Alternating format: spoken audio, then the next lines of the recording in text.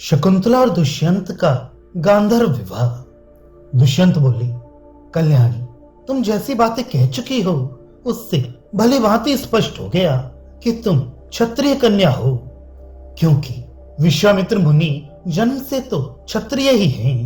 सुश्रोणी, मेरी पत्नी बन जाओ। बोलो, मैं तुम्हारी प्रसन्नता के लिए क्या करूं?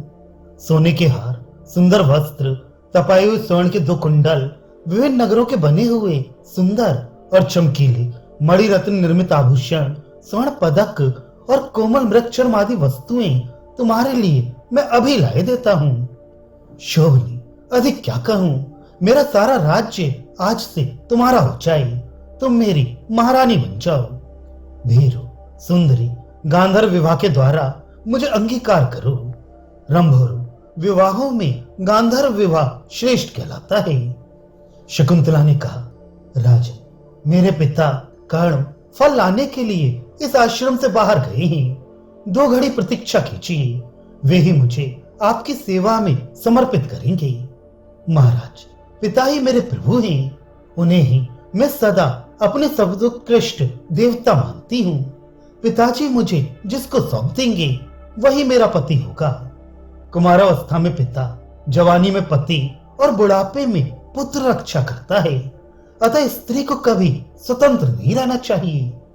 धर्मिष्ठ राजेंद्र, मैं अपने तपस्वी पिता की अवहेलना करके अधर्म पूर्वक पति का वरण कैसे कर सकती हूँ? दुष्यंत बोले, सुंदरी, ऐसा ना कहो। तपोराशि महात्मा कर्ण बड़े ही दयालु हैं। शकुंतला ने कहा, राजन, ब्राह्मण क्रोध के द्वारा ही प्रहार करते हैं, वे हाथ में लोहे का हथियार धारण नहीं करते। अग्नि अपने तेज से, सूर्य अपनी किरणों से, राजा दंड से और ब्राह्मण क्रोध से दग्ध करते हैं। कुपित ब्राह्मण अपने क्रोध से अपराधी को वैसे ही नष्ट कर देता है जैसे वज्रधारी इंद्र असुरों को। दुष्यंत बोले, वरारोहे, तुम्हारा शील और स्वभाव प्रशंसा के योग्य है। मैं चाहता हूं तुम मुझे स्वेच्छा से स्वीकार करो। मैं तुम्हारे लिए ही यहाँ ठहरा हूं। मेरा मन तुम में ही लगा हुआ है। आत्मा ही अपना बंधु है, आत्मा ही अपना आश्रय है, आत्मा ही अपना मित्र है और वही अपना पिता है। अतः तुम स्वयं ही धर्म पूर्वक आत्मसमर्पण करने योग्य हो। धर्मशास्त्र की दृष्टि से संक्षेप से 8 प्रकार के ही विवाह माने गए हैं। ब्रह्म, देव, आर्ष, प्रजापत्य, आसुर, गांधर्व, राक्षस तथा 8वां पैशाच। स्वयंभू मनु का कथन है कि इनमें बाद वालों की अपेक्षा पहले वाले विवाह धर्मानुकूल हैं। पूर्व कथित जो 4 विवाह ब्राह्म, देव, आर्ष तथा प्रजापत्य हैं, उन्हें ब्राह्मण के लिए उत्तम समझो। अनिंदते, ब्राह्म से लेकर गांधर्व तक क्रमशः 6 विवाह क्षत्रिय के लिए धर्मानुकूल जानो। राजाओं के लिए तो राक्षस विवाह का भी विधान है। वैश्य और शूद्रों में आसुर विवाह ग्राह्य माना गया है। अंतिम 5 विवाहों में 3 तो धर्म सम्मत हैं और 2 अधर्म रूप माने गए हैं। पैशाच और आसुर विवाह कदापि करने योग्य नहीं है।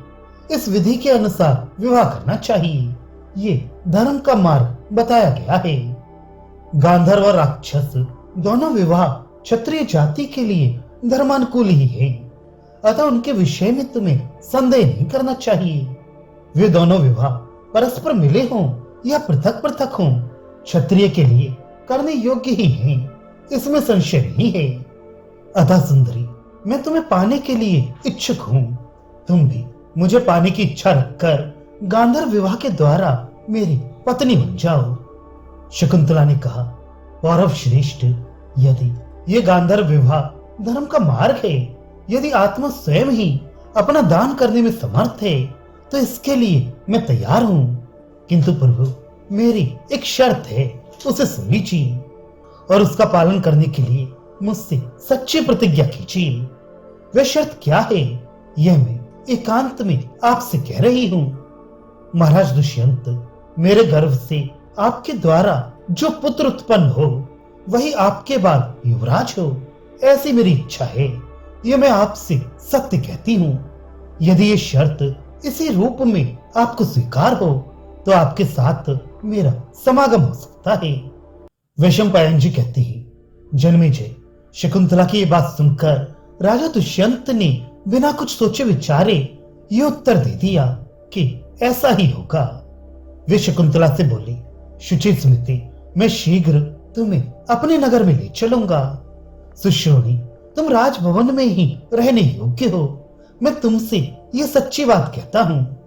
ऐसा कहकर राजर्षि दुष्यंत ने अनिंदगामिनी शकुंतला का विधि पूर्वक पाणी ग्रहण किया और उसके साथ एकांतवास किया।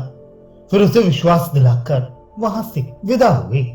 जाते समय उन्होंने बार बार कहा, पवित्र मुस्कान वाली सुंदरी, मैं तुम्हारे लिए चतुरांगणी सेना भेजूंगा और उसी के साथ अपने राजभवन में बुलवाऊंगा।